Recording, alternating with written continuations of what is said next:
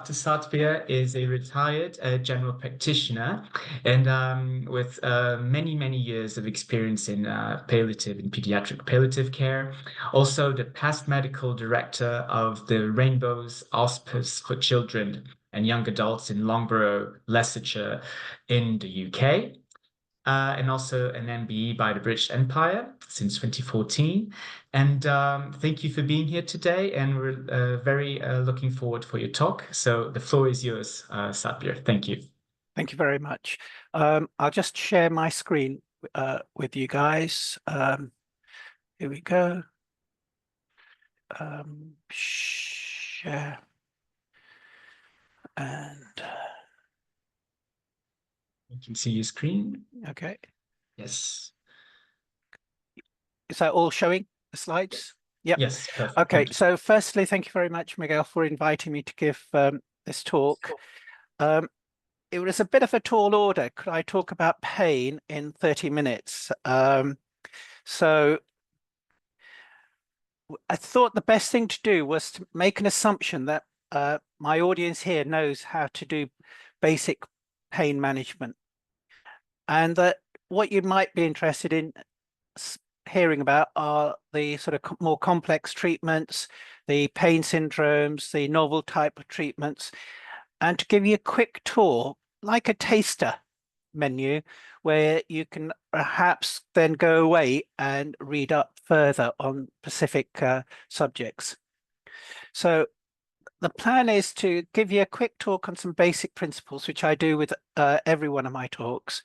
And then we're going to run through various case studies. And these are not just oncology, because sometimes the non-oncology can highlight some very interesting cases as well. And these are just little tricks and traps that you can find yourself in and ways out of these sorts of things. So I'm sorry, this is not advanced pain management. That would take me about a day to teach most people. This is a 30-minute taster. So here we go. So the first two key things about pain management is communication. You have to know how to communicate with people. If you don't, then you will miss things. And the key is learn the skills. If you think you're good at it, then you're naive. You have to practice and practice and practice. And after 30 years, I would still ask my clinical nurse specialist after each consultation with the patient, what did I do right? What did I do wrong? So you have to improve. And the second thing is truth. Now, this is something which tends to apply more to pediatric oncology than the other pediatric specialities. Hope is good, but false hope is not. And we often have situations where children would still be having chemotherapy, which was totally futile, up to the point of death, because, oh, there might be a chance this will help. It is important for parents to know what is going on with their child at the end stage of life. So be truthful, but don't completely destroy hope. I'm going to talk a lot about fancy drugs. The reason for this is that's what I'm good at. That's what I'm interested in. But that isn't how you do complex pain management. Complex pain management is an MDT approach and can be done at home, hospitals, hospice. And although we're going to talk about pharmacological interventions, I really want you to remember the non-pharmacological interventions and how effectively they work, and the complementary therapies that I'll mention as I go, and how powerful they can be. And of course, we always talk about family at the center of everything. So let's cut to the chase now. So first case was a 22-year-old lady who I saw with a brain tumor. She came to the hospice to die, and basically sent to me, she's going to die, but all she really wanted was to go to a music concert. She accepted what that brain tumor was going to kill her, and what the oncologist had done was left her on high doses of dexamethasone for pain management. No actual plan for reducing the dose, just take the high dose of dexamethasone. You're going to die, it doesn't matter. Unfortunately, it did matter because she then developed massive appetite, became grossly obese, went from a size 8 to a size 18, developed swollen legs. She was unable to walk unaided, became incontinent of urine. Because of that, her skin started to break down and she had a very sore perineum. And this is lesson number 1, lesson about steroids. We diagnosed her as being diabetic at the hospice, so we admitted her to a hospital. And they did exactly what the oncologist did, said, oh, you're going to die anyway, don't worry about it. Keep eating and drinking what you want, and discharged her without any treatment. We had all sorts of issues about whether at end of life you could put people on a diabetic diet, the concept of autonomy and ethics. But cutting a long story short, I called in a pediatric diabetologist that I knew. And it turned out that she had actually come across this patient before and came in, matter of fact, started her on insulin. We then reduced the dexamethasone down without any reduction of pain control. Her symptoms improved, her swelling went down, she became continent of urine, which meant she could go to the concert. And 1 week before her death, she actually went to the concert. So this is a solitary lesson about using steroids and using them willy-nilly without thinking about consequences. The second case I want to highlight for you was an 8-year-old child that I saw with neurodisability, with an unknown genetic diagnosis, unknown cause for pain. One of the things with pediatric palliative care of the type that I've done, covering multidisciplines in pediatrics, is I often am presented with neurological conditions where nobody has any answers about what's causing it, where it will lead to, what the future holds for the child. And this child was transferred to me from Great Ormond Street for symptom management. They had tried everything and sadly hadn't been able to control this child's pain and distress.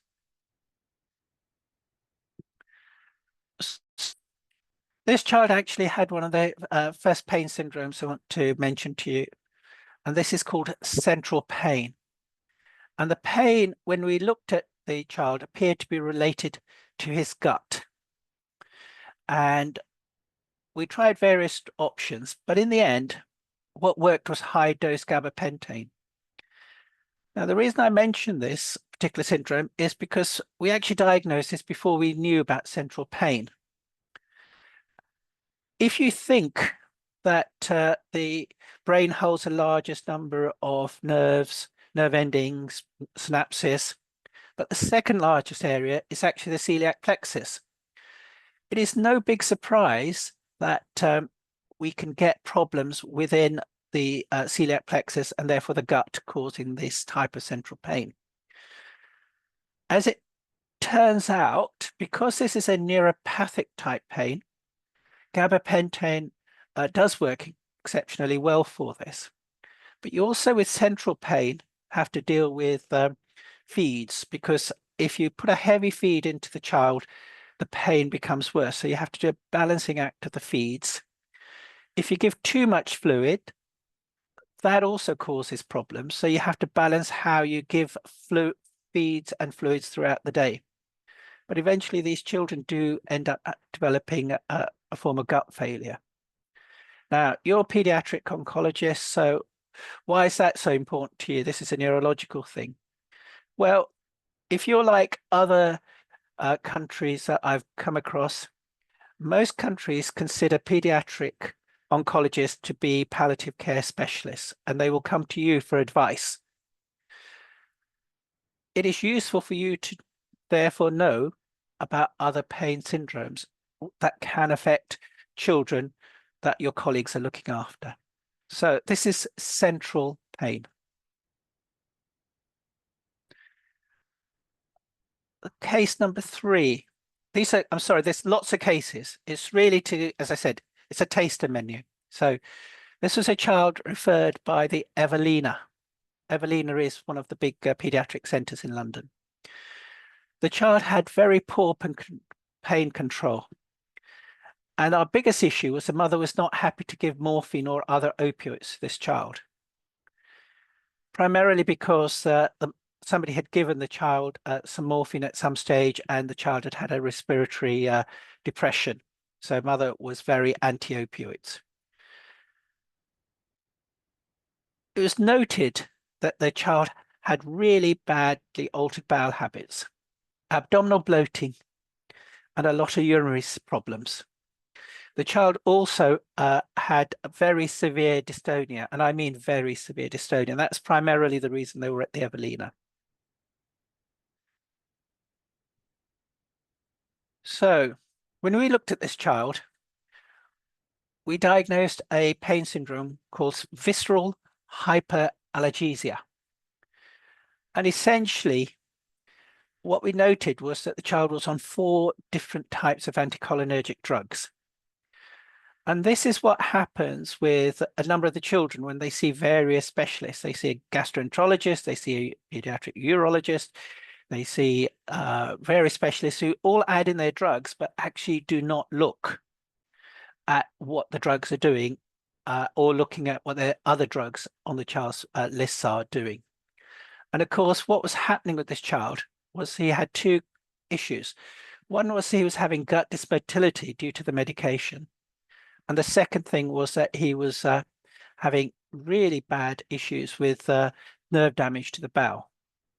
Now, what visceral hyperalgesia is basically as the child takes in a fluid or a nutritional load, the gut expands.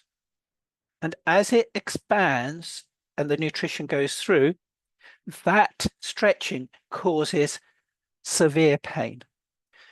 Some of you have had these sorts of pains when you've eaten, and you can sort of imagine a degree of discomfort, but for these children, it's very severe. We essentially managed this child by stopping the numerous medications he was on. And then we used buccal ketamine. Now, ketamine is a beautiful drug. We use it for treating neuropathic pain. It just basically does work once you can get people over the fear of actually taking what in the UK we call horse tranquilizer, which is what ketamine is here. But we can use this as in a buccal way, buccal, buccal, but it's very effective.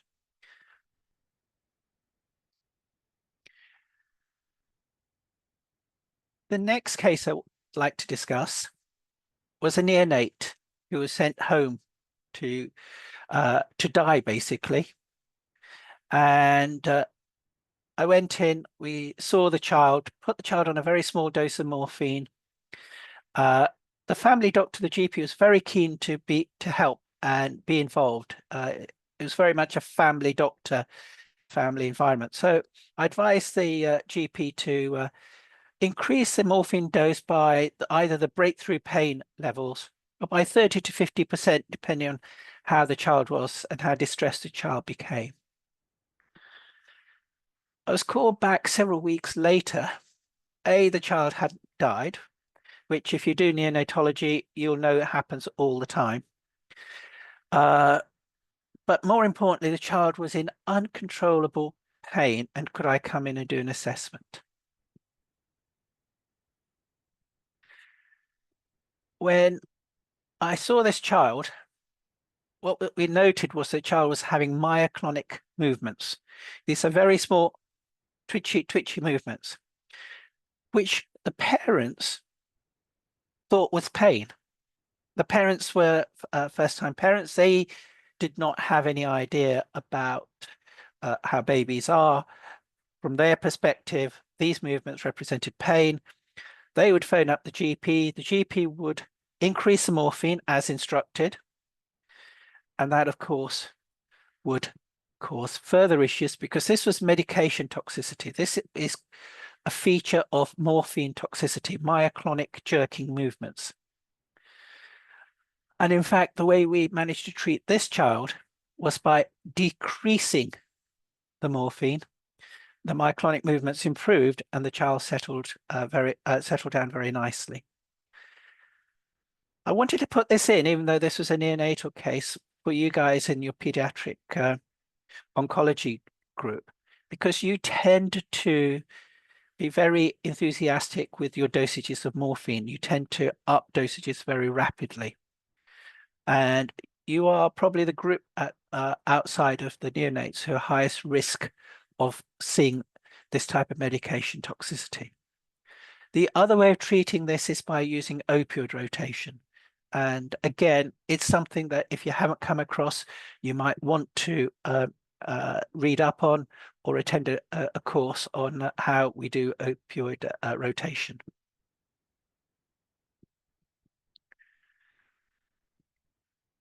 The next syndrome I want to try and put into your minds was a 3-year-old I was asked to look at, again, with an unknown diagnosis, a neurodegenerative disorder. And this was a very interesting case in that the mother absolutely swore blindly that her child was in pain. She said, "My child is in distress." The neurodisability consultant, the respiratory consultant, the neurology consultants all felt this child was not in pain. They'd brought the child into hospital. They'd observed the child in hospital. They tried paracetamol, codeine, morphine, and it only helped a little bit, as they said. Now you can tell how long ago this was because we even tried codeine on the child.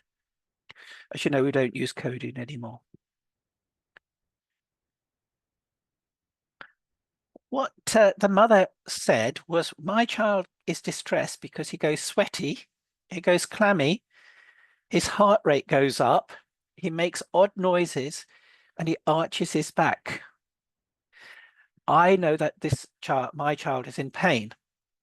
It may not be what people think of as pain movements, but because it's a non-verbal child, she swore blind that this child was in pain." And in fact, this is a pain syndrome called dysautonomia. And this is nerve damage to the sympathetic or the parasympathetic nerves. And if you think about it logically, if you can get damage to C fibers, which are linked with pain, and you can get damage to A, alpha, and delta fibers, which are linked to sort of other pain pathways. We've all seen damage to motor sort of nerves associated with sort of compression. So all nerves can be affected, and the body is full of the sympathetic and parasympathetic nervous system. So it does follow that these nerves can get damaged. Interestingly, this type of condition responds very, very effectively to clonidine. Now, I was looking at my target audience earlier, and you're all looking quite young. Those of you women of a certain age, I mean an older age, may have come across clonidine in the past. Clonidine is a medication that we, this is my GP hat talking, used for treating hot flushes in menopausal women. And it works very effectively because, again, it's good for flushing and for tachycardia and other symptoms. So this is a well-known drug. I would keep my eyes open for clonidine. It's finding increasing uses in children's palliative care, and it works very, very effectively. It's also quite synergetic with opioids as well.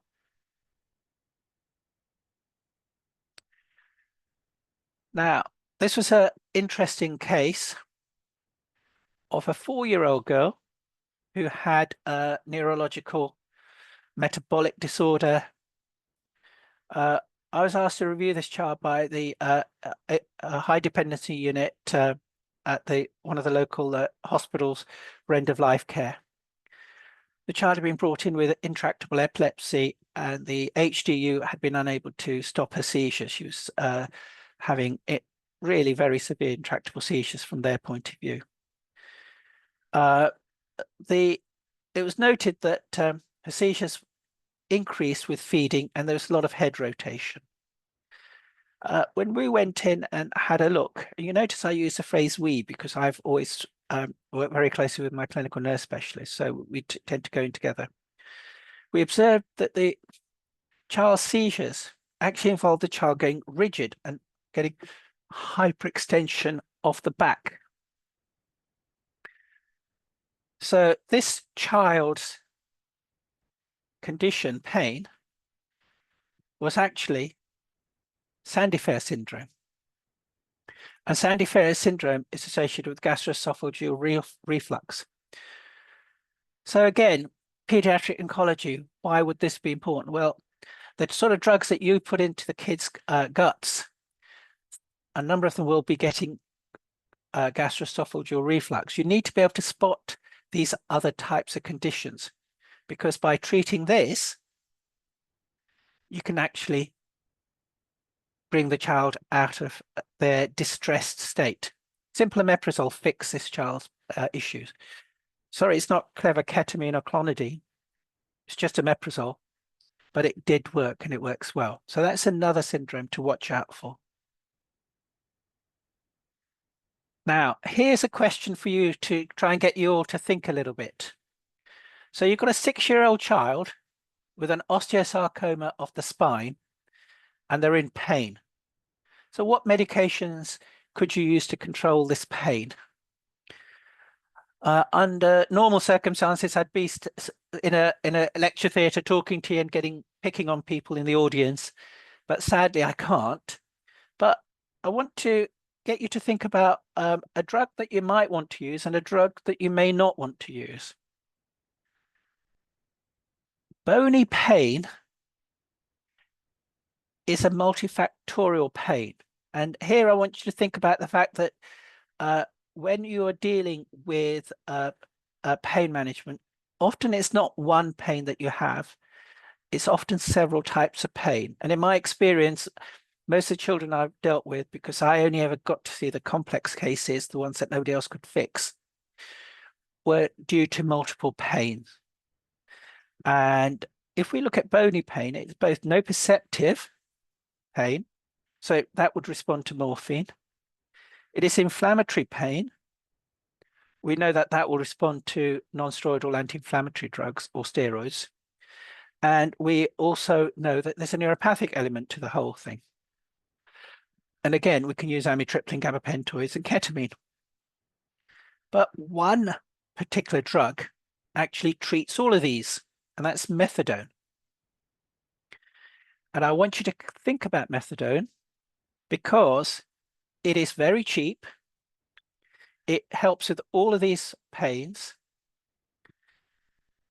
The only problem with methadone, outside of the fact that when you try and talk to parents, say, I want to give your child methadone, they run out of the room thinking we're giving their child the drugs that we give drug addicts, is that it's actually very difficult to use. You need specialist help and advice.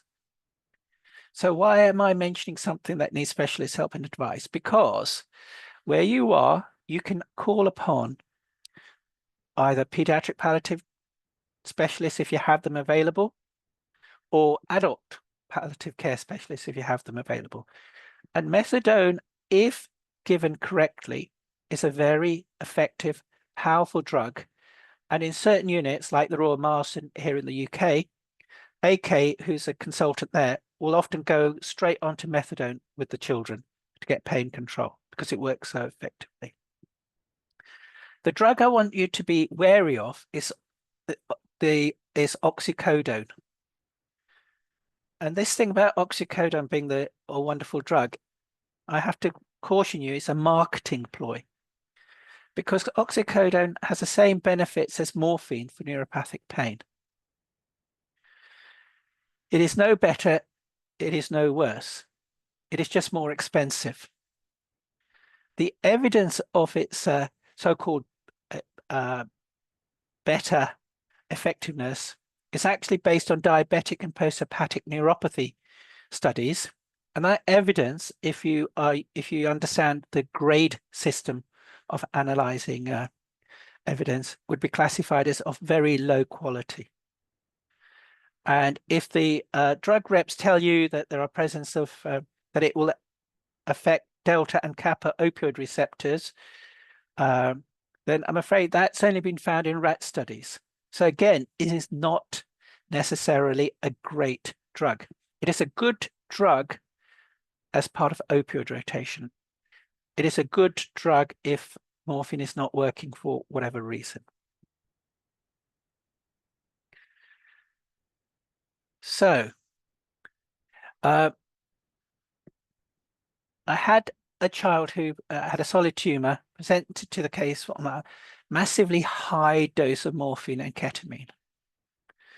Was admitted for pain control as the child was constantly crying and screaming. And this is the lesson here is this first lesson. Whenever I have a child in for assessment, the first thing I do is nothing. I observe the child 24 hours. What the play therapist at the hospice noticed was when the child was playing, they stopped being distressed. They had no pain whilst playing. And what we observed was that the parental anxiety was triggering distress in the child. The child had just come from a hospital where he'd been put in a side room for literally weeks, if not months, whilst they were having various chemotherapy regimes for their tumor. And the child was bored and was reflecting their boredom by crying and being distressed. Unfortunately, the hospital doctors and the nurses picked up this anxiety, this distress, as pain. And so they kept doing dose escalations of morphine and ketamine. And of course, the message here for everyone is if your painkiller is not working, don't just keep dose escalating. Think what you're missing. What was it that we were missing here? We actually control this child's pain by giving him a chance to go into the hospice garden with the family. The play therapist worked with the child, our in-house counsellors worked with the parents, and the doctors reduced the medication. This is the MDT benefit. And at the end, the family felt confident enough in pain management to go home.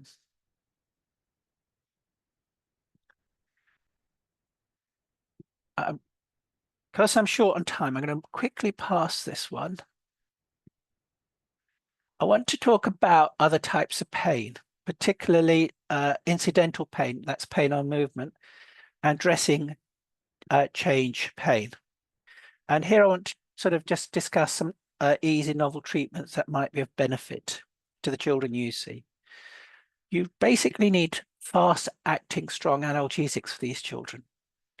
Oral morphine takes too long, 30 to 60 minutes to work.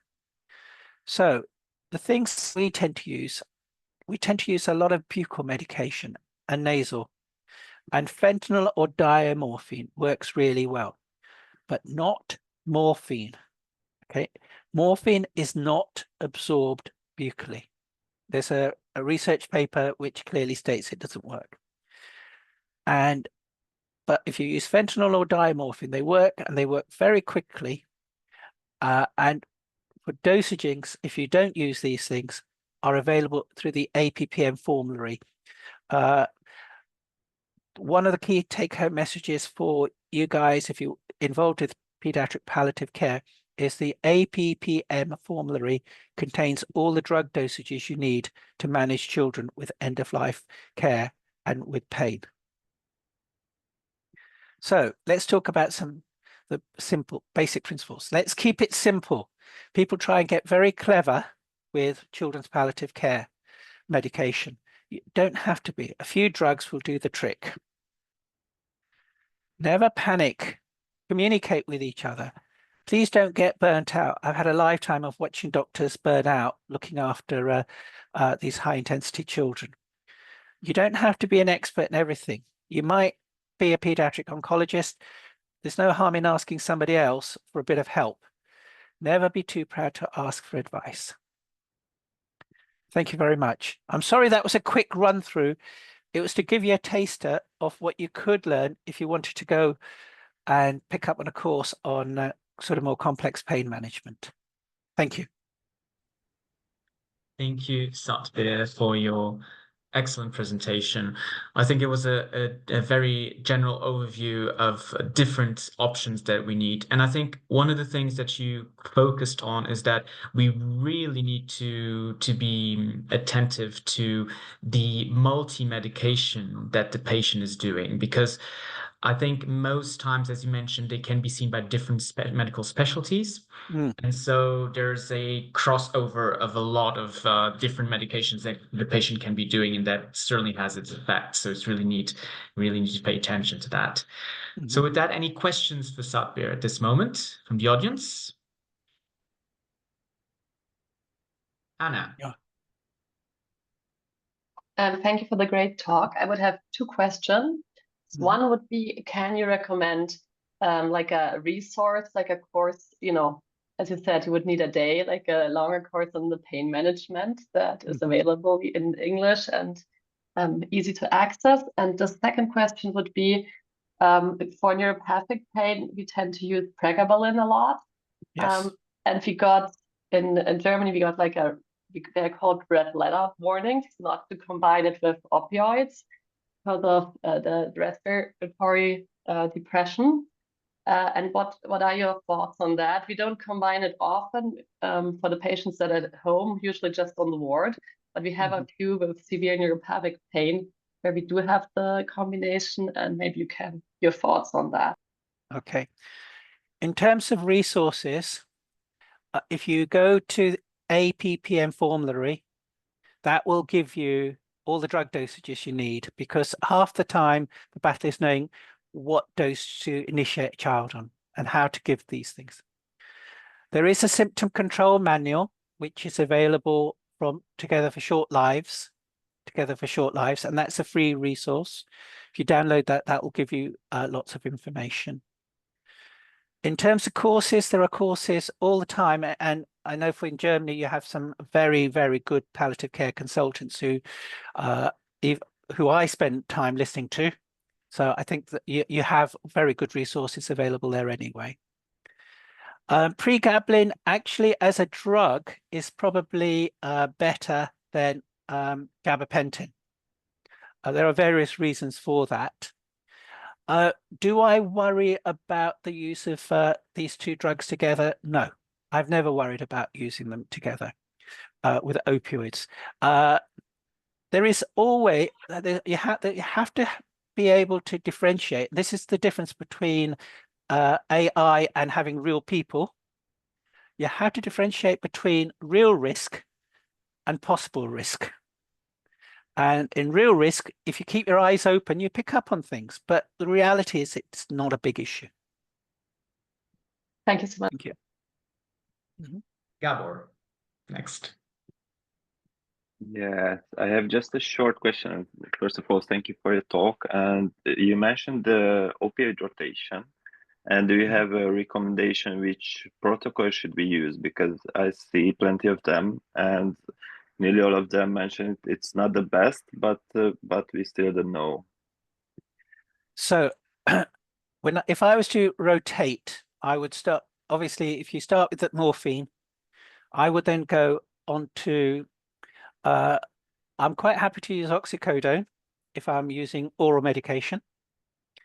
I'm a big fan of fentanyl if I have to sort of use other types of routes. The secret with opioid rotation is you always convert whatever form you're giving of opioid to the oral morphine dose, and then convert out from the oral morphine dose into the new form that you want to use. The other thing is that you have to factor in a thing called tolerance. With tolerance, if you've had a child on an opioid for quite some time, you can do dose reductions. And these vary depending which specialist you talk to, between 30 to 70% dose reduction.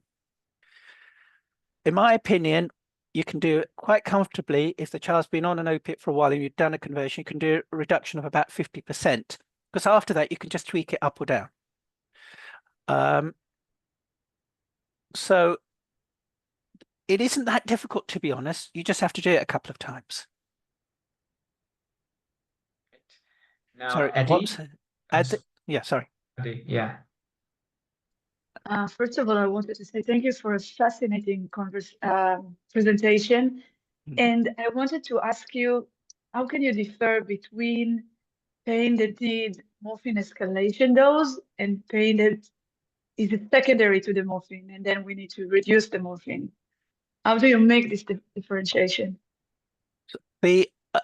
So if you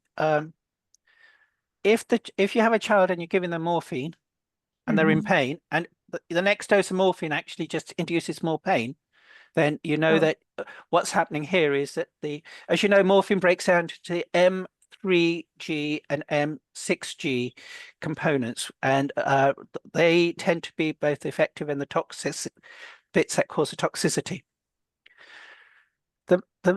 The main side effect that children will get is, if you give too much morphine too quickly, is acute retention of urine or myoclonic reaction, and pruritus is the third major thing that children get if you're giving too much morphine. Morphine hyperalgesia, which is where you get increased pain associated with the morphine. I haven't really seen it in pediatrics, and I've seen big dosages being used. It's more of an adult thing that I've seen. Okay. Thank you. And maybe just one more question, final question, because we need to move on to the next speaker. So Polly. Thank you. Thanks, Satbir.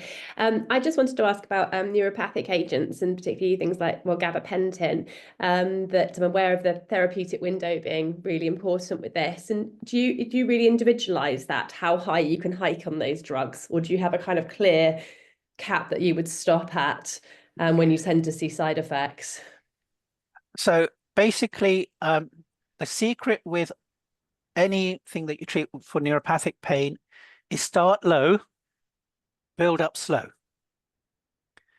And what you basically do is I just keep working my way higher and higher until I get my benefit. But if I've really got to quite a high dose and I'm not seeing any benefit, then I missed something. I know I've missed something. I've got to go back and look again to see what's going on, because they should have got better. The other thing is, if in doubt, whack in some ketamine. Because the ketamine, if it doesn't work, doesn't help, there's a different pain there. And one of the key things here is there are so many pains, from spiritual pain, which is that one case I quickly rushed through and missed out on, to other types of pain with gorge, reflux, that actually don't respond to opioids, don't respond to ketamine. So sometimes you have to take a step back, look at the child, and reevaluate everything from an empirical point of view. Become the young doctor that you were at one point, where you had to ask questions all the time. And if you go through it logically, that's how you get the answers. How did I find the answers to these questions? In the hospice, I have no access to blood tests, no x-rays, no MRI scans. All you have to do is listen and ask the questions, and the answers will come. Thank you. Thank you. And then quickly, Adi and Maria, and then we'll move on to the next speaker. Okay. Adi? Well, thank you for your presentation. It was very interesting. I wanted to ask, what in case that a child comes for pain management and after not being balanced at home, you say you wouldn't change anything in the first 24 hours. But what if a child is in very big pain and you need to address that pain? What would you do? Right. So that was an example of observing that particular case study. If I have a child who comes in and they're overtly in pain and I have the background, I can tell you I don't have to do anything. I have at the hospice, the nurses would be standing there with the drug chart saying, can you please write up some buccal, diamorphine or fentanyl? And before I can even do anything, I'm writing out the dosages, because a child in pain is a child in pain. That other particular child, there was something not right. How could you be, the dosages weren't just high, they were stupidly high. And I use really high dosages, higher than most people come across. So if I think they're daft, there's got to be a reason. And that's why we observed. I think the take-home message is use your clinical acumen. The reason you're consultants, the reasons you're senior doctors is because you think, and you have to think. And Maria? Hello, thank you for the wonderful presentation. It was really, really helpful. You presented to us the case of a patient whose distress was very linked to the parents' anxiety and distress as well.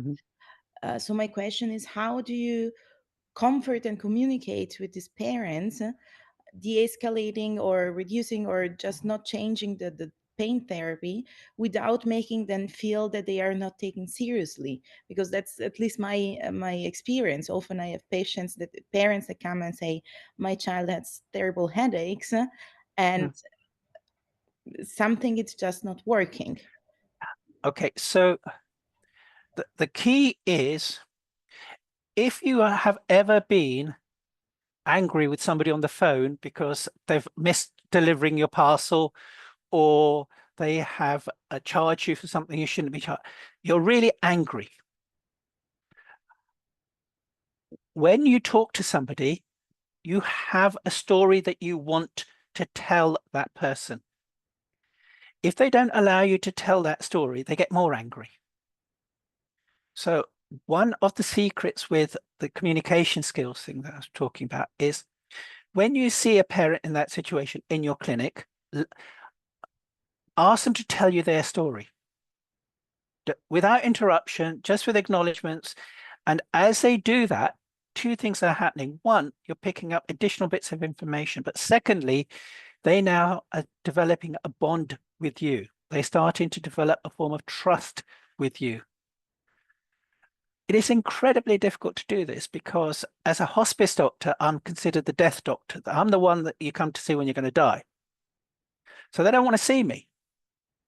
But the reality is that if you allow people to tell their story, you get them on board, and then you don't say, I think we should do this. What you say is, do you feel we could do this together? Do you think it might be worth trying this? It's the language that you use that makes all the difference. The words that you use that make all the difference. As far as pediatric oncologists are concerned, you are probably the most gifted of all the pediatricians in terms of how you communicate and you use your language. But there is always room for improvement. Thank you. Thank you. Thank you very much. And with this, thank you, Satbir, for your wonderful talk. If you have any more questions, you can also be free to send us, and we can obviously forward them to Satbir, who I think will be happy to answer them after this meeting. So thank you. And now we're moving on to our second speaker. So Candida, Cancelinha. She's already here with us as well. She'll be talking to us today about respiratory symptoms in palliative care. Candida is a Portuguese pediatrician with competence in palliative medicine, and also the coordinator of the pediatric palliative care team at Unidade Local de Saúde in Coimbra, Portugal. She's had many years of experience with palliative care and is also appointed as the vice chair of the Portuguese Association of Palliative Care. So, Candida, thank you for being here today, and please go on. The floor is yours. Now you can see your screen. Yes. We're not hearing you. Maybe you're muted. You're muted still. Yes. Yes. Good morning. Thank you for inviting me. It's a great pleasure to take part in this course with such an amazing panel of experts. So thank you, Miguel, for the kind invitation. It's for me an honor to be and to learn also with my colleagues and with all the questions, important questions. You are making. We're not quite hearing you well. Can you? So I will talk about management of stress in minutes. I have no conflict. Can you hear me? Yes, sometimes it's Can a you bit. hear me, Miguel? Yes, now we can. Sometimes, yeah, I'll let you know if we cannot hear you well. Okay. When we talk about symptom control, respiratory or pain management or other symptoms, Sorry, we're not we are actually being not able. talking about as a. Oh, just let me. Sorry. Sometimes we hear you just a bit off.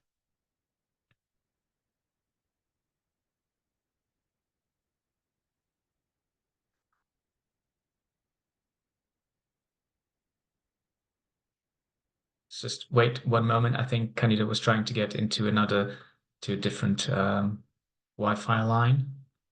So she might disconnect a bit. Hopefully she'll be back in a few seconds. Sorry about that.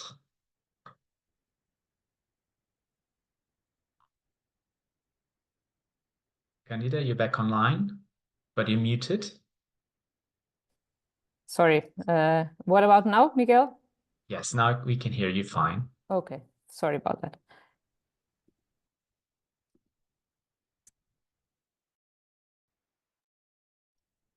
Great.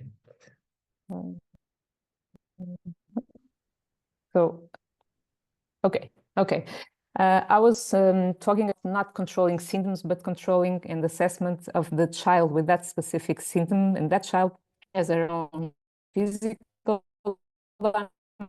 dimension, psychosocial dimension, and spiritual. She can be in just the beginning of the disease or in the end of the disease. So we have to take in account all of these questions when we talk about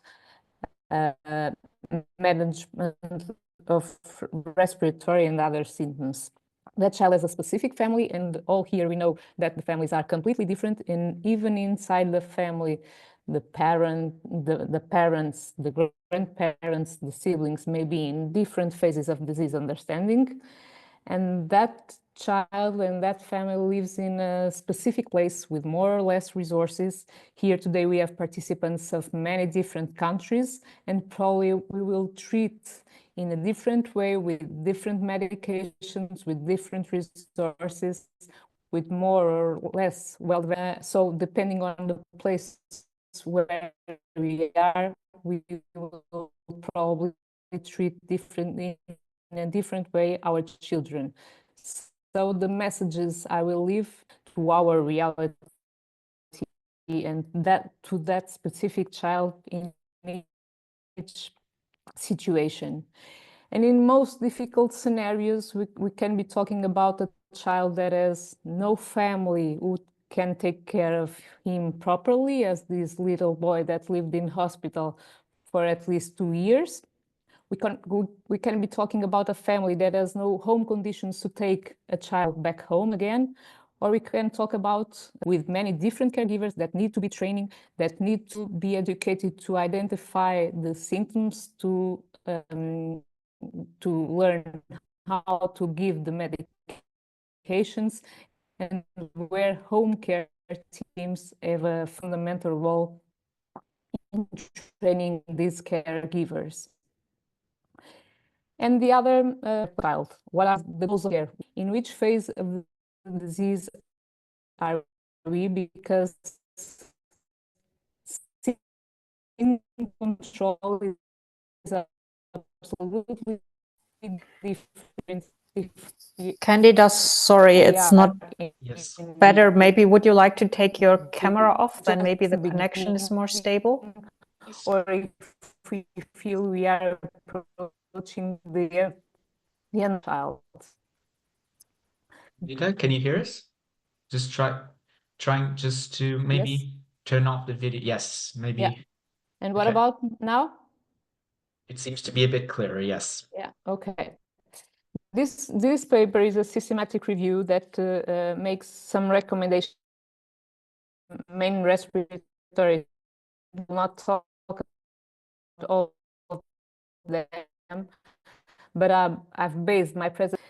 It's free on internet, and it has really important messages. One of the messages: respiratory symptoms can be really distressful in the end of life. Most of the data comes from adult studies, so research in pediatric is scarce, and most of recommendations, and the ones that I will talk about, most of them have low levels of evidence. So research in this field is really a priority in pediatric palliative care.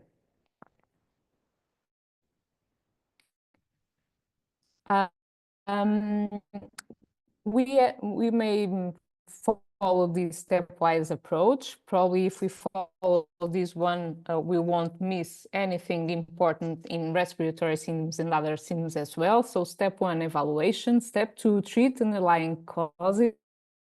Step 3, integrative and rehab therapy. Step 4, pharmacological therapy. I'll just talk about it, but I've chosen this one because probably they are the most prevalent and distressful in the end of life of children with onco-diseases.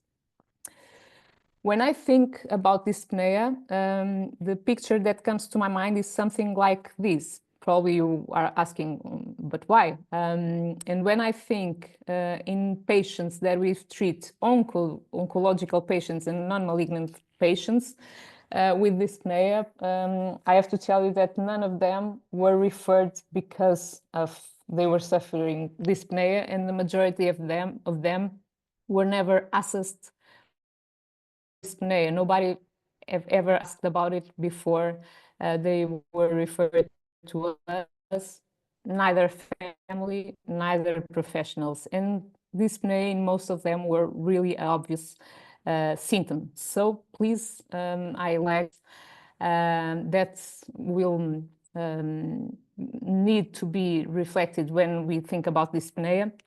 Obviously, if you have a patient with lung disease or pleural disease, you'll probably think about it, but you will need also think about it. Always you have an obstruction, an external compression, pleural effusion, cardiac involvement, effects of radio or chemotherapy, a patient with chronic anemia, obviously in patients with respiratory muscle weakness. Please do remember always in the IPG patients, when they start swallowing impairment, dyspnea in that patients. So please do always think about and frequent ask to your patients if they have dyspnea or not. To be treated, dyspnea needs to be identified first. And don't forget child that have capacity to verbalize this dyspnea, the pre-verbal or non-verbal child, because it does not Candida, we're not hearing you well. Oh, sorry. Really sorry. Probably I will just try to change my place. Just give me a second. Sorry. I'm really near the Wi-Fi box, but... And what about now, Miguel? Now I can hear you clearer, yeah. Okay. This is a study regarding symptoms in suffering at the end of life of children with cancer.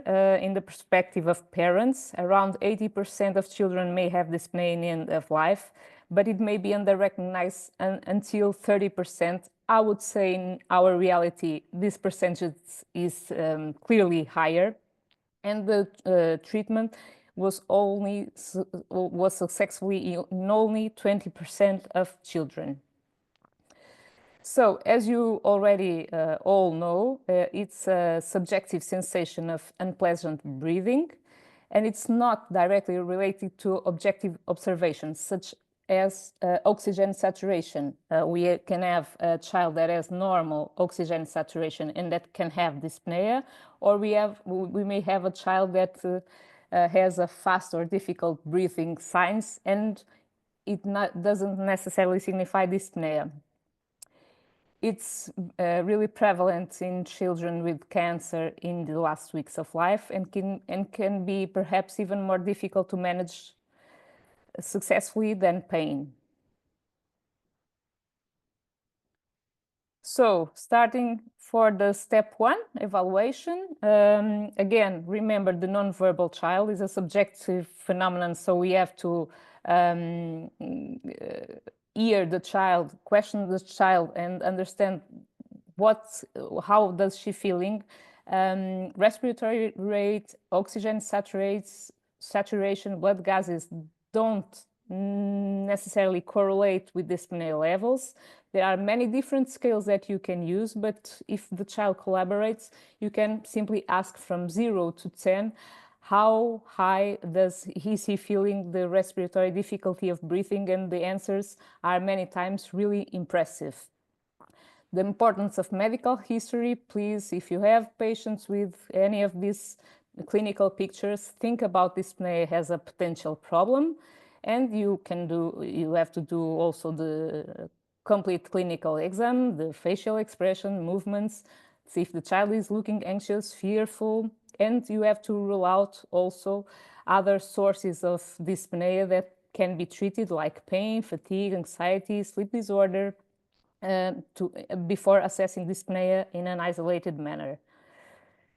So treat underlying causes whenever feasible, but always within goals of care of that individual child, and with taking into account the balance of expectations, of aims, goals, fears, harms, and sometimes we need to balance between brain and heart as well. So if we have bronchospasm, we can use bronchodilators, antibiotics for infections.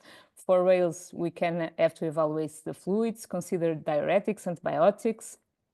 I will talk about hypersecretion later, but we can have to address the anxiety of child, the spiritual concerns, but we may have also more difficult decisions to make.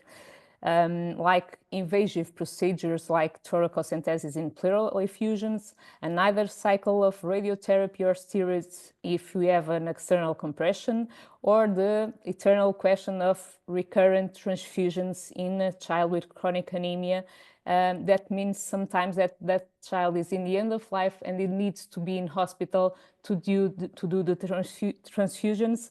And so it's really the impact and the benefit for that child in that procedure, and don't we have another way of treating dyspnea in that child? The importance of integrative therapies. So it's really important to have a confident and reassuring family members as well as staff address anxiety as they come together in most of the times with dyspnea. The importance of breathing techniques, and there are so many techniques like the balls, the watches, the web apps that can give some empowerment to the child or to the adolescent in controlling his own breathing. The improve of air circulation in the room. And let me tell you just about the fan, probably you already know. It's considered by most of the studies in adults as the first line in the dyspnea approach. It needs to blow air into the face through the trigeminal nerve region. It's cheap. It improves clinical picture. It may also reduces oxygen needs, and it's a way of giving some empowerment to the children. Find most comfortable position for the child. Pay attention to the clothes. Try to avoid dark clothes, black clothes. Use an humidifier. Pay attention to the room temperature. The importance of respiratory physiotherapy if the child tolerates, and we may also consider other devices or respiratory support devices depending on the situation. In our hospital, we don't have experience with self-hypnosis, but it's described in some series, and never forget the importance of the cuddle and the hug. The oxygen is almost universal measure, but it seems to be controversial. It has no correlation with oxygen saturation, but we usually use it when the blood gases are not normal and the oxygen is low. But really the studies showed that does not improve dyspnea in patients with cancer or non-malignant life disease limiting, but may be helpful in chronic lung disease. What's the main aim of oxygen? Improving subjective symptoms. So if it works, probably we will, or definitely we will use it, but the aim must not be the objective numbers. It needs to be comfortable for the child, and think about the child with claustrophobia that sometimes don't tolerate the masks, but pay attention also to side effects like nose bleedings or starting to have a child and a family that is completely dependent on oximeter and on the values of oximeter. But we can also do not underestimate the relevance of doing something for that child, especially if that child was on oxygen throughout the disease trajectory. So it's really difficult sometimes to not put oxygen for the family and for the team as well. You know everything about opioids, and Dr. Jassal just talked about opioids. Also for dyspnea, morphine remains the first line and gold standard. Why does it improve dyspnea? Because it acts on mu receptors and decrease the perception of dyspnea, decrease respiratory drive, decrease responsiveness to blood gases, and decreases oxygen consumption. It can be administered as needed, in an as needed way or regular way, in the doses that are here and that are in the formularies. Just tell you that some teams use the nebulized opioids. We don't have experience with that. They act on pulmonary receptors, and the main action of morphine is in the brainstem receptors. So studies shows that they are really ineffective, but in some more difficult situations, some teams like to try it.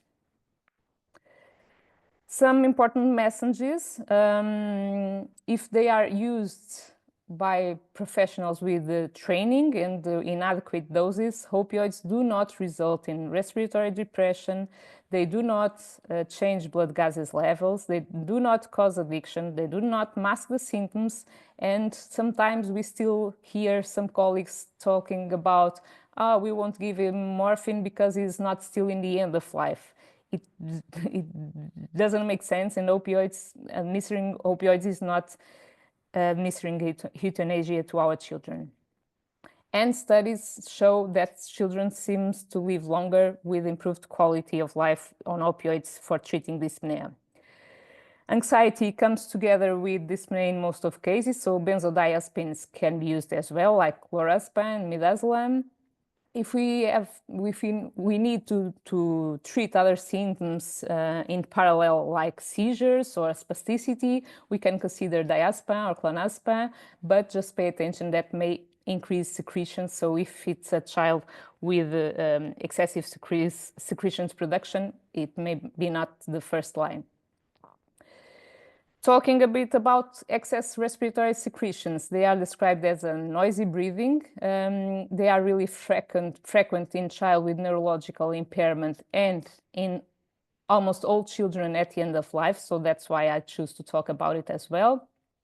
Again, step one, the importance of medical history, good examination, and the importance of try to understand if it's oral secretions or bronchopulmonary secretions, if it's an excessive production of saliva or a problem of swallowing, as it happens in the IPG patients. Understand the etiology, and especially if we are in the end of life, just anticipate it with the family, because it can be really distressful for family. Treat always the underlying causes. If we have an oral infection, we have to treat the infection first. The other main cause of excess respiratory secretions is the excess of fluid intake. We can have a child that can have an impaired cough, so a question of mobilization of secretions and where chest physiotherapy can help. Just address if there is a question of increased pulmonary inflammation, as happens in children with recurrent aspiration. If it's increased saliva production from autonomic dysfunction, pay attention to some medications that we need to stop if they are on the basis of this problem, like clonazepam and risperidone. Also in brain tumors, they are associated in the beginning to neurogenic pulmonary edema, so it can be also a problem. It's really important, even in the children that are not eating orally, to maintain a good oral hygiene with pleasant tasting toothpaste, alcohol-free antiseptic solutions. So don't forget the importance of a good hygiene of the mouth. Chronic suctioning may be considered, but we always need to communicate with the child or with the adolescent and try to understand his fears regarding suctioning, because it can be stressful for them. So evaluate the impact and the benefits, the importance of chest therapy again, or for example, the cough assists or the vests. And if we have access in our hospital to aromatherapy, acupuncture, we don't have in Coimbra, but you may also have. So some studies talk about their impact, their positive impact. Very important in the end of life, just treat if it's distressing for the child and not necessarily for the family. Pay attention for the positionings. Most of times, 30% of upright of child will help, but sometimes the lateral decubitus, depending on the location of the mass. Most of the times in onco patients, we are in the last days of life and we still have antibiotics, fluids, nutrition, and we have a problem of fluid overload, so consider to stop or to reduce it. And in the end of life, deep suction is usually contraindicated, but I know it's really sometimes difficult to completely stop for the family and even for the nurses, so we will have to assure that it's not causing suffering for that child. Regarding pharmaco approach, there are some medication that you can use. Botulinum toxin is rare in onco patients, but if we have fixed secretions, acetylcysteine or normal saline nebulizations may help. Anticholinergic may have a really important role. We don't have glycopyrrolate in Portugal available, but the advantage is it doesn't cross the blood-brain barrier. But we have an excellent answer with atropine, buccal atropine eye drops.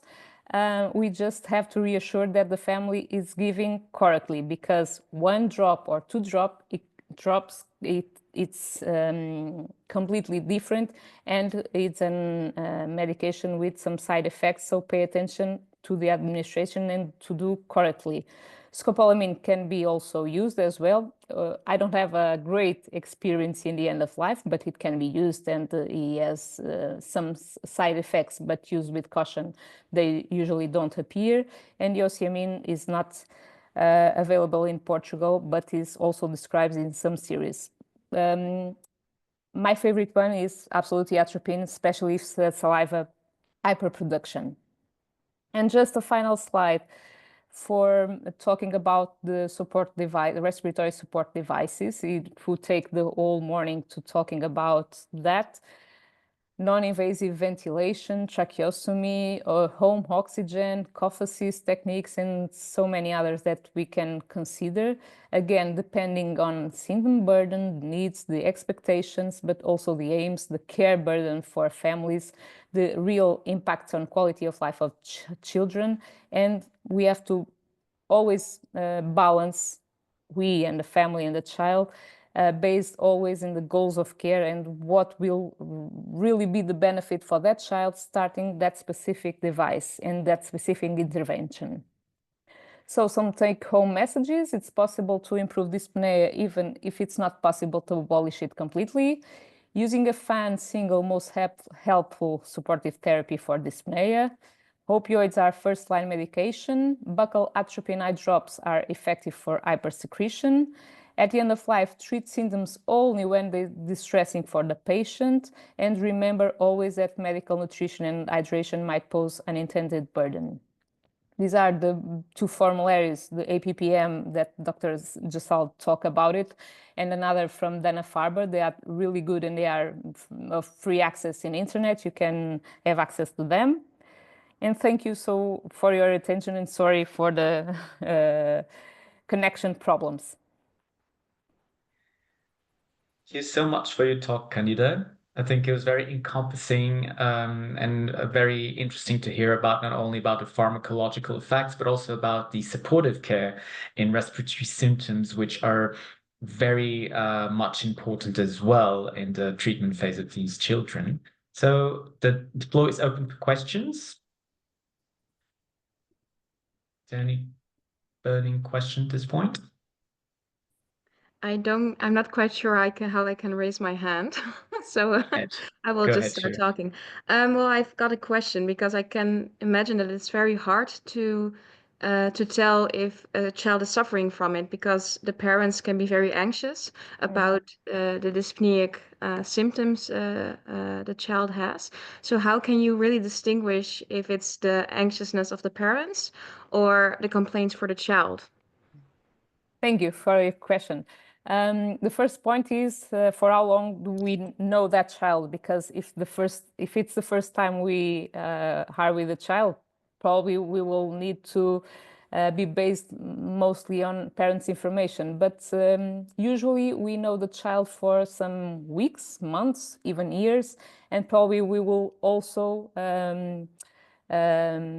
begin to understand child's behavior. So again, as Dr. Jassal told you, hear the story. If the child can complain and can collaborate, it's easier because we can just ask the child and that's it. If we cannot communicate for so many reasons, so try to understand and sit with the family and try to understand what is different in that child. How do they, why do they think this child is with dyspnea? How in our team, the perception is when the family thinks this child has dyspnea is really halves because families are not used to evaluate dyspnea as a symptom. So we always validate it as a truth symptom. And then starting approach, we will see if we have impact or not. We need always to identify other causes that are together with dyspnea. But usually my experience is if the parents think he has dyspnea, probably he will have. If we are talking in the last hours of life and the last days of life, there we need to reassure if it's a problem of excess secretions and noisy breathing.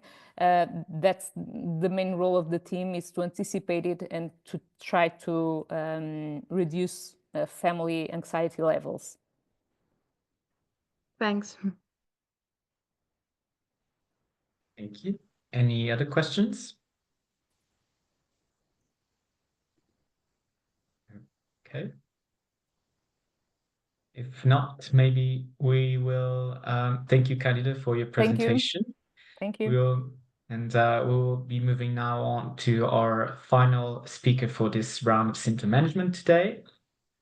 And I'm happy to present Inigo de Noriega. So Inigo is already sharing the screen.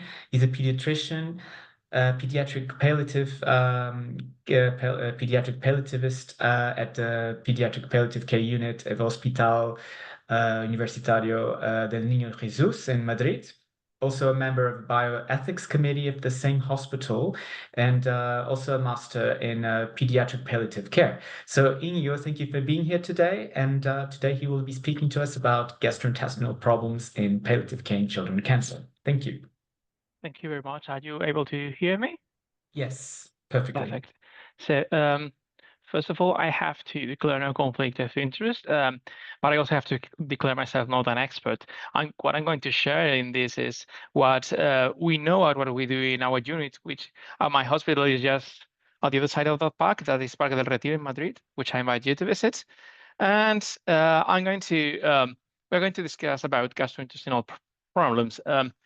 Candida has already shown this image, which is from a classic pediatric palliative care study. There you see that, for example, poor appetite is in the 4th position of symptoms present in the last month of life of children with cancer, and the nausea and vomiting is present as the 5th problem.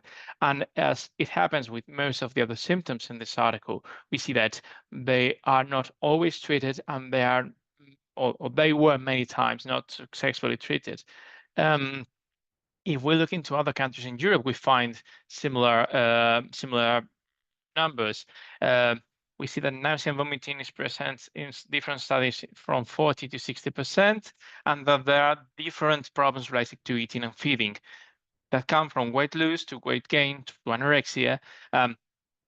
What is saying this to us? It says that these are problems that are present in the patients. Probably they are not as important in the global of patients such as other problems as pain, but they are important. And we're talking about specifically nausea and vomiting and feeding. The image that you got there is an image I asked DALI and artificial intelligence to create regarding the etiology of nausea and vomiting. I don't know if it's accurate, so please don't take it seriously. You will know the flaws that AIs have, but I think it indeed reflects the complexity of the nature of nausea and vomiting when we're facing cancer patients. When I talk to my residents on how we approach a symptom, one thing that I like to let them know is that treating a symptom is not the same as symptomatic treatment. If we want to treat a symptom, we have to go on a scale base. First, as Candida already explained, we have to try to see if we are able to recognize the etiology, and if we are able to treat the etiology. Sometimes it's possible to recognize it, sometimes it's not. Sometimes the etiology is not a unique etiology. Sometimes we have multiple causes, and sometimes we don't get to know the cause of the symptom. We also have to know what are the mechanisms of the symptom, how we might tackle them, and how we can approach them from a non-pharmacological perspective. We also, of course, and we're going to talk a lot about the symptomatic drugs, symptomatic interventions that we are able to make. And I always like to tell them that as a last resource, we are able to use palliative sedation. It does not mean that we use frequently palliative sedation for nausea and vomiting. In a series of 300 patients, we only had to use it for one, okay, for one case with nausea and vomiting. It's quite a rare event, but I like to tell them this to acknowledge the fact that when we are treating a symptom, what we are treating is the patient that is suffering that symptom, and that we have to acknowledge the suffering that the patient is having. Regarding what is the etiology of nausea and vomiting, we all know multiple causes that can lead to nausea and vomiting, and sometimes this makes it difficult. We all know that it can be related to the gastrointestinal tract, to toxic and metabolic substances, and sometimes making a differential diagnosis is not easy. I'm not going to give you any further tools that which already have, which are your clinical expertise and the availability to make a proper diagnosis of any pediatric cancer patient with these problems. But it's important to recognize the etiology because I think that nausea is quite a beautiful symptom in the sense that how it gets to a patient. The vomiting center, which is located in the brainstem, receives afferents from many parts of the body. It receives afferents from the gastrointestinal tract, from the cortex, from the vestibular system, etc., etc. We all know that.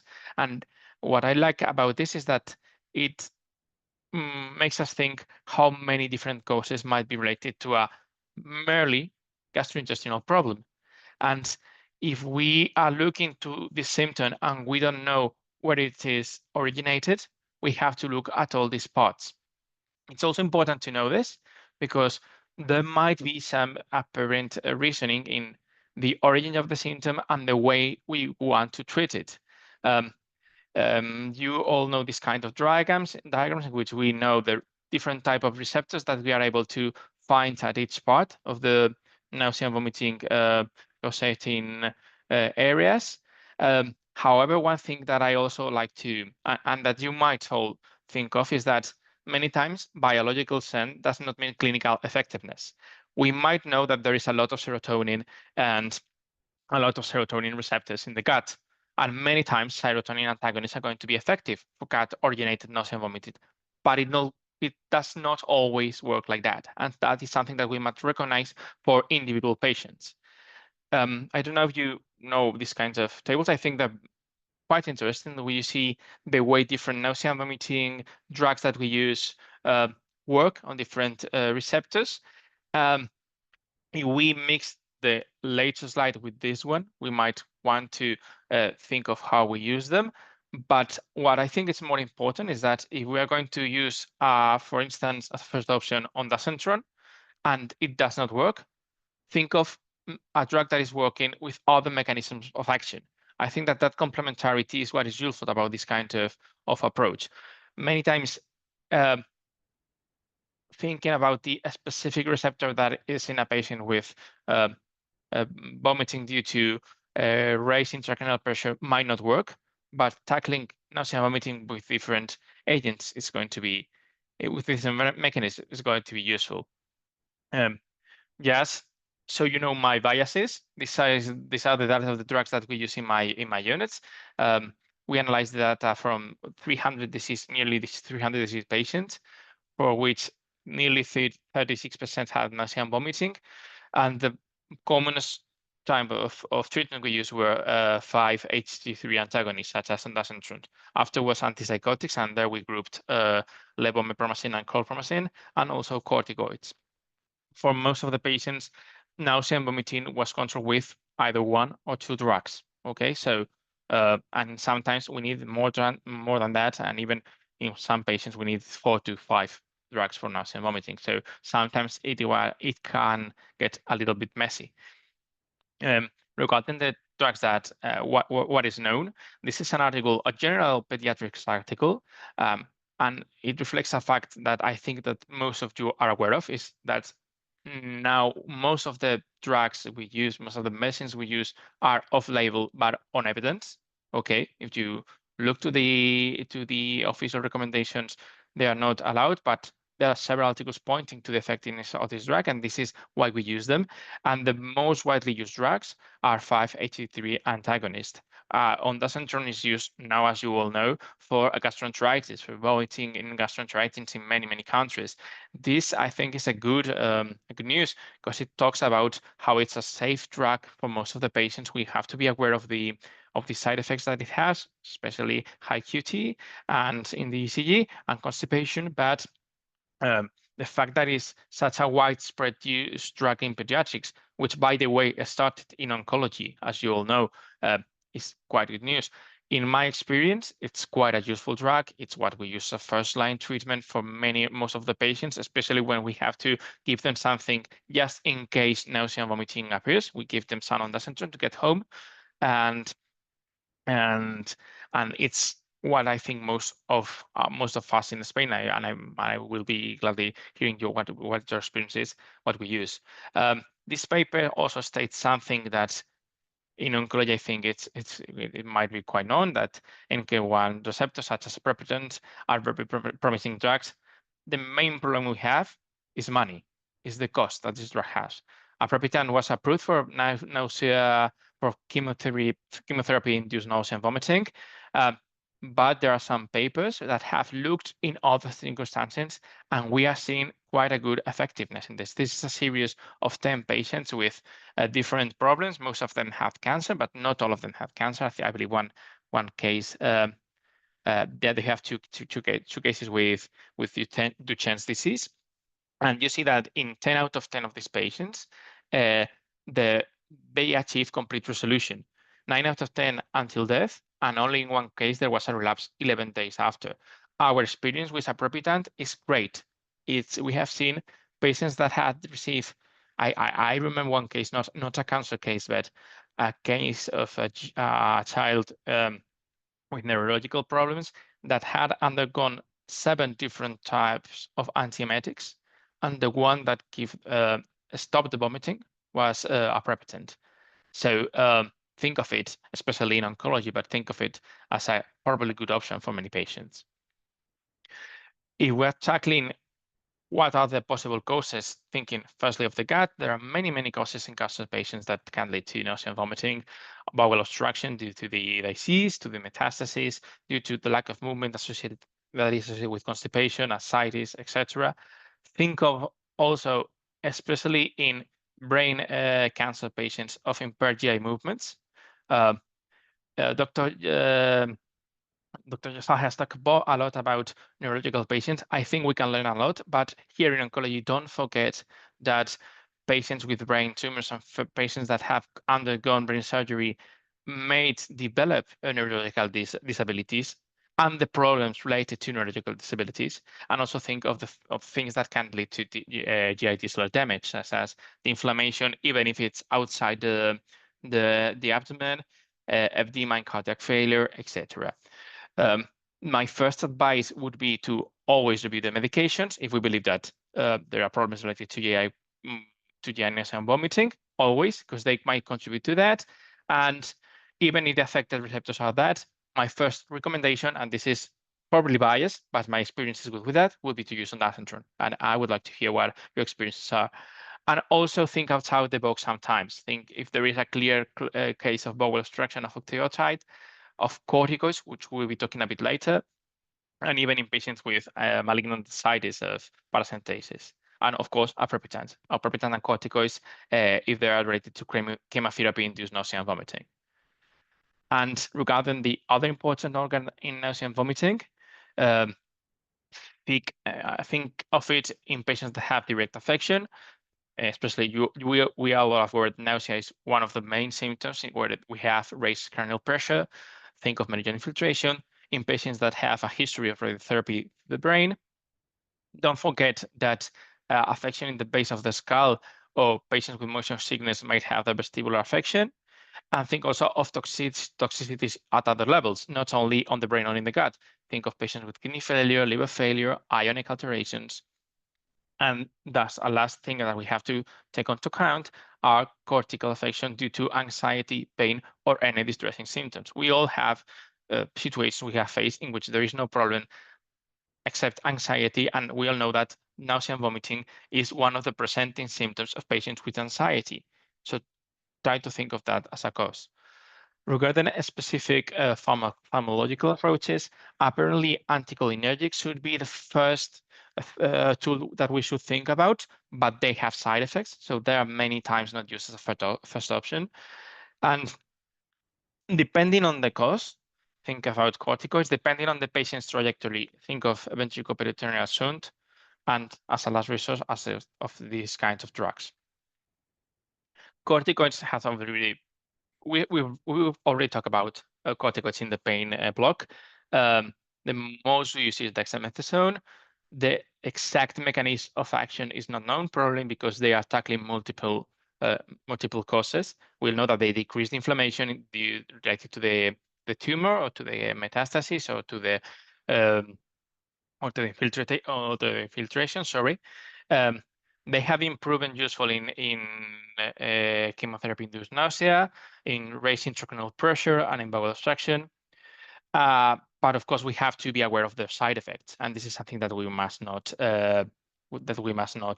forget. That is why I recommend to use it in short-term courses, 3 to 5 days, to avoid side effects. And also, it's better to use it in combination when we're going to use it, because that many times allows us to halve the doses. I'm sorry, there are some messages in the chat. Oh, thank you, Mil. And also, I would like to talk about another group of drugs which we use for nausea and vomiting, which have benzodiazepines. The mechanism of action is not known. They have to be known to use in nausea and vomiting, but it doesn't know why decreasing the GABA activation or increasing, in this case, the GABA activation leads to less nausea and vomiting, except the fact that it might be associated to anxiety. They have been used for several specific nausea and vomiting causes in pediatric, and I believe that when they are useful, we have to think about specifically in this case about non-pharmacological approaches such as play therapy, music therapy, and even negotiate realistic goals. I think that when benzodiazepines are working, that is something that is not working with the patient. We have to reevaluate the patient. They are useful, but also think of negotiating with the family what we might be able to achieve. One last thing I like to talk about is these guidelines. They are not for cancer patients. They talk about gastrointestinal dystonia in children and young people with severe neurological impairment. This is a guideline that came from the APPM, the same association that made the formulary that we already talked about. I think it's quite important for any doctor, any nurse that is working with children with neurological impairment to know, because they talk about something that we have already talked about, is that the gut in children in which the central nervous system is affected does not work well, and it may lead to several causes. And there you have that impaired GI movements might lead to nausea and vomiting, and it's important to approach them. These guidelines focus on how the different manners in which GI dystonia might manifest can be tackled. And when talking about nausea and vomiting or upper GI problems, they talk about something that we have already talked about, gabapentin, clonidine, etc., etc., etc. And as for future drugs, there are some current investigations regarding FAVE HT4 antagonists, ghrelin agonists, electric gastric stimulation, or even same drugs that we use for everything else in pediatric palliative care. Sorry to be that simple, but drugs that are used for neuromodulation, which we start to believe is one of the main problems associated with anything that has to do with movement, or most of the times it has some kind of association. And now I'm going to change. I'm going to talk about feeding, which is quite an important aspect of any children with cancer. We all know that malnutrition is associated with many problems in cancer patients. There are many causes related to malnutrition in cancer patients. The disease on itself, the treatments that we use, the oxidative stress associated with the treatment, with the surgery, of course, always corticoids. I remember one meme that stated corticoids the cause and the solution of all our problems, and I think it's quite real. Also think about patients with CNS affection. Cancer patients have decreased physical activity, and that leads to change in their body, on their body composition. And of course, we are facing a patient that many times is growing, that has a changing metabolic demand throughout their lives. We have there a table in which we can see that the prevalence of malnutrition is indeed great, but also looking to brain tumor cancers. In them, the main problem is not undernutrition, it's overnutrition. 42.6% of the patients have overnutrition, and 40 had some kind of obesity. And I think it's something we can relate, we can see in our patients. And malnutrition leads to alteration in drug pharmacokinetics, an impact on survival rate, of course, increased risk of infection, metabolic long-term consequences, even in survivor patients, and specifically looking in patients that are near their end of life, an important impact on psychological sphere and their quality of life. And the fact about feeding and nutrition is that we have to know where we want to go. It happens to us the same that happened to Alice with the Cheshire cat. If we don't know at which point in the trajectory of the patient we are, we do not know where we want to go. This is a scheme we use to explain how we select the patients and how we analyze the trajectory to receive a specific palliative care. When the patient is past that point in which we see that the treatments are not working to improve the disease evolution, we have to adaptate the measures. That's what we are applying to the patient. We many times talk of the turning points. In cancer patients, this relates to many times when the patient faces a relapse diagnosis, a recurrency diagnosis, the presence of new metastases. At that point, many times, we need to think if the objectives are changing, because it might change all the approach we want to perform on feeding and eating. We have an excellent talk on bioethics. We always have to keep in mind what is the patient's best interest, what are the clinical objectives that we want to achieve, and then we can think about what he or she has to eat or how she or he has to eat. But we have to adjust that to what responds to the patient's best interest. And sometimes especially when we are in the end of the trajectory of the patient. What is usually indicated in terms of caloric intake is not appropriate or even is not possible for our patients.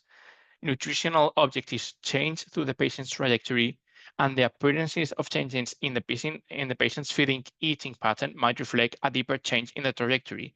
A patient that suddenly develops a lack of interest in food or that suddenly develops problems in swallowing might be talking about a problem in their whole trajectory, and not only in their feeding or eating problem. And as I said earlier, I would like to focus a bit on patients with CNS cancer, because they associate with feeding problems earlier and more frequently than other cancer patients. It's important to have a multidisciplinary team for them that have special speech therapists that might look in how they feed, how they swallow. And in these patients, it's important to have someone that knows to approach this patient similarly to those with neurological progressive diseases, because many times they work like those patients. This is a study that a sub-analysis for the patients that we had in our unit with looking into CNS cancer patients. And as you see there, nearly 42.4 need nasogastric tubes, and even one patient had a gastrostomy underwent in the time of life. They have many more swallowing problems than the rest of the patients. But we must focus that we must know that when we're talking of feeding, we're not only talking of feeding. For most of the families, we are talking of eating, and it's something completely different. Because eating in children has been one of the main aspects of, at any time in the history, on how a parent cares for his child. When a baby comes into the world, the first thing her mother does is give him or her warmth and afterward feed her. And you have myths such as the creation of the Milky Way, the founding of Rome. There you have another cultural something like went for Spain, a grandmother giving fried eggs to his son, or even Oliver Twist. These are classic expressions of our culture in which feeding or eating for a child becomes a crucial part of the history. And nowadays, eating is something that we all want to do. It's something that we all need to do. And it's not only related to caloric intake or what level of protein we want to achieve. It's related to sharing with our family. It's related to having a time that we enjoy, or even for more fulfilling aspects. What you have in the upper right corner is a patient that is visiting Carlos Arguiñano. Carlos Arguiñano is one of the most famous cooks in Spain. And for her, cooking was a central part of her life.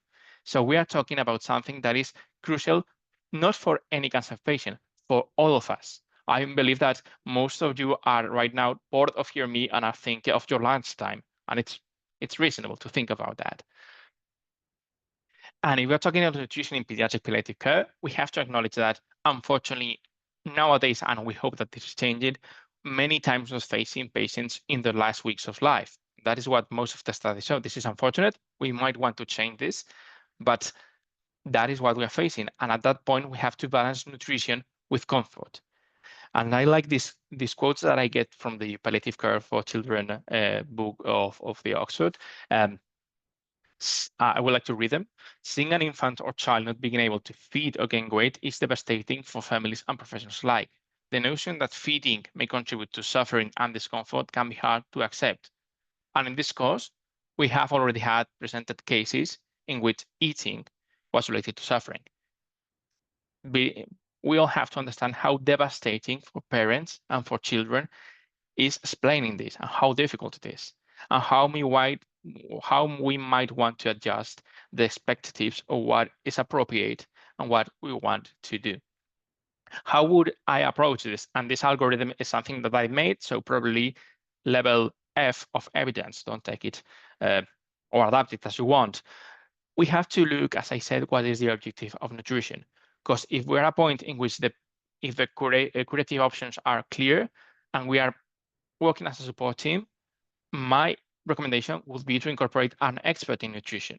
I think we cannot be able to know of everything, and it's important that someone that really wants to maximize the benefits of food and nutrition talks to the patient, but we also have to acknowledge physical objectives if the patient has some kind of fragility. If we're at a point in which we're balancing support and comfort, it's important to monitor adverse effects. And also, I believe it's quite useful to have time-oriented goals. So if a patient, if we are trying a measure that is a bit aggressive, looking like that, limit it to a time to see if it works and if it's good for the patient.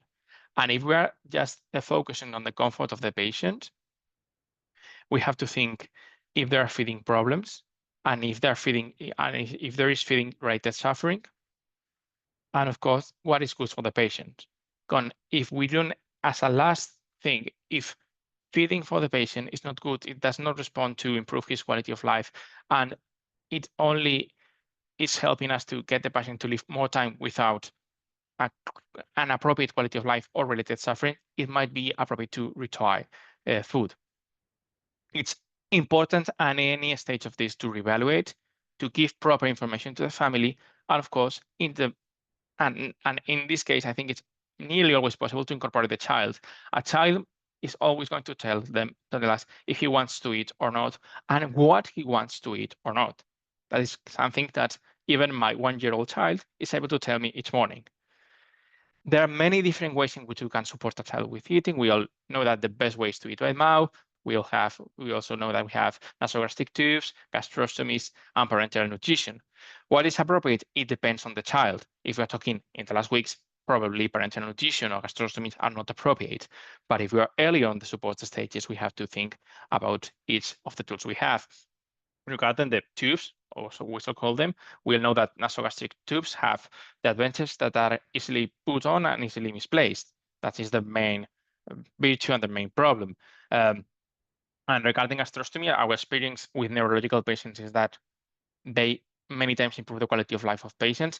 Many times it's difficult to explain a parent that their child needs a gastrostomy, because many times they associate that with the fact that they are not going to be able to give food by mouth. But if we are in cancer patients, again, I have to say that many times when we approach cancer patients in pediatric palliative care, unfortunately, we are in the last weeks or months of life. And as a number, we many times think that gastrostomy is appropriate if the life expectancy of a patient is going to endure more than 3 to 6 months. So if we are not at the point, we may want to think of another tool. And of course, we're facing anesthetic and surgical risks. And we also have to let the parents know that things can change and the things can be made for good. And that a nasogastric tube does not always mean that the patient is not able to eat by mouth. And many times patients surprise us. And this is something I found on Google. Nothing can beat mom's spaghetti. Look, the patient with the NG tooth and how she's eating her mom's spaghetti. Now, this is something that we might want to ask the patients if he or she is able to have this. Regarding the type of nutrition, we also, and Dr. Satbir has already talked about this, higher calorie formulas are frequently less tolerated, and of course, they are less palatable than a common meal. We also have to acknowledge the fact that it seems that artificial, either enteral or parenteral nutrition has a higher impact on fat growth than in lean mass. So it's not probably useful where we want it to be useful. And that's something that we have to be aware of, because many times we try to give more and more and more caloric to the patient, and it's not even a problem of being possible. It's a problem of what we want to achieve that. And we also have to aware that if a patient is already with a malnutrition problem, there might develop their feeding syndrome problems. I would like to have a quick word also about nutrition at home.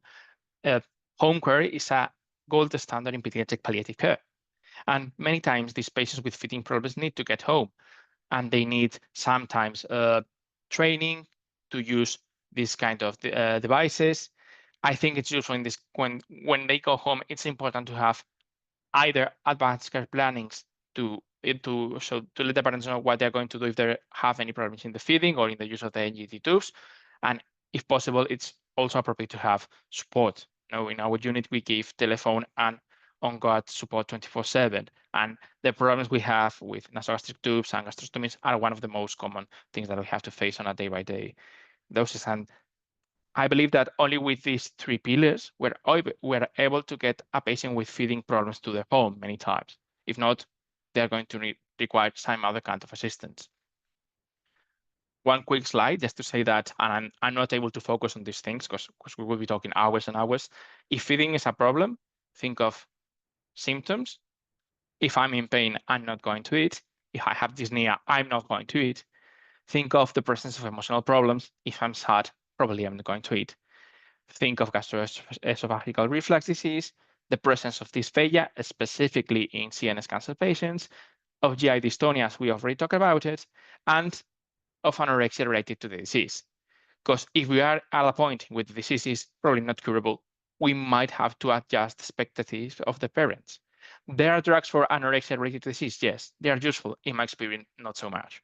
You might find them in different guidelines, but I think it's better to, as Candida explained with the treatment of respiratory noises in the end of life, to explain and to adjust the focus on where the patients are at this stage of the life.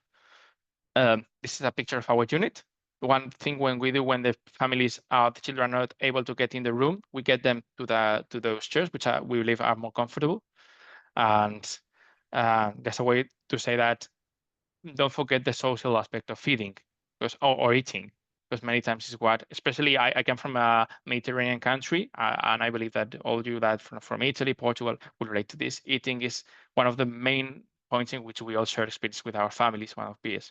So thank you very much. There you have my email if you have any further questions, and thank you very much the organizing committee for taking me to talk about this.